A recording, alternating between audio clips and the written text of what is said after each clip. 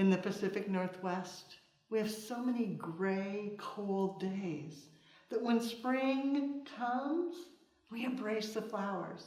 And look at this, foam-free, fabulous, seasonal blooms. Let me show you how it's done. With a compote, they're fabulous, but putting in floral netting, you don't want to see that. So just taking a moment, using an aspidistra leaf, cutting it down, removing the backbone so that you can bend it easily, then setting it in. It may take 1, 2, or 3, depending on your size. And then once that's in place, going back and adding the wire, tucking it down in, making sure it's secure, and then using waterproof tape to hold it in place. As you flower, you want to make sure that fill the vessel with flower food, water. Have that pre-mixed. Makes the flowers last so much longer. Then coming in, maybe a bit of foliage. Sprengerii is fabulous. One piece can tuck in, get down in, and then wind it. And bring it back around so it actually covers your full mechanics. Tucking it, holding it, then to hold it in place, adding additional, maybe pieris, breaking it down, giving it a cut, setting it in, and then a bit of jasmine vine to give a little more legginess, softness, tucking it, and letting it trail outward, and then repeat.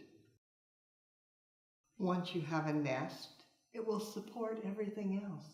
Then you can tuck in beautiful spring blossoms, maybe anemones,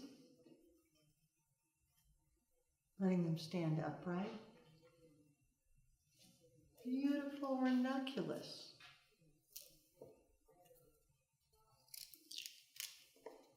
Letting them come out, finding a perfect spot. And even orlaya. That beautiful, giving it a softness, letting them come outward over the top of your nest. As you finish, think in layers. You had your base, and then you extended, and then combine the two, adding one more bloom that comes a little bit lower, tucked below the others, guides the eye down, connecting.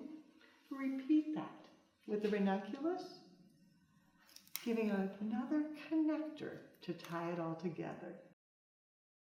The recipe, I started with the aspidistra leaves to conceal my mechanics. Then I filled in, building a nest, used both the pieris and the jasmine vine. You can see how it trails out, adding that base layer. Then moving in with the flowers,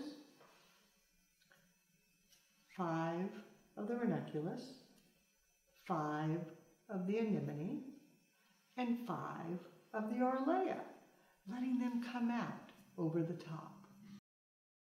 Spring blooms bring such happiness. So many different things, so many different colors. You'll find more inspiration on the website, flowerschool.com. If you have questions, you can reach us through there. But now it's your turn. Find your favorite vessel, create a design. Be sure to take a picture, post it on social media, and hashtag Floral Design Institute. That way we all can see what you do as you do something you love.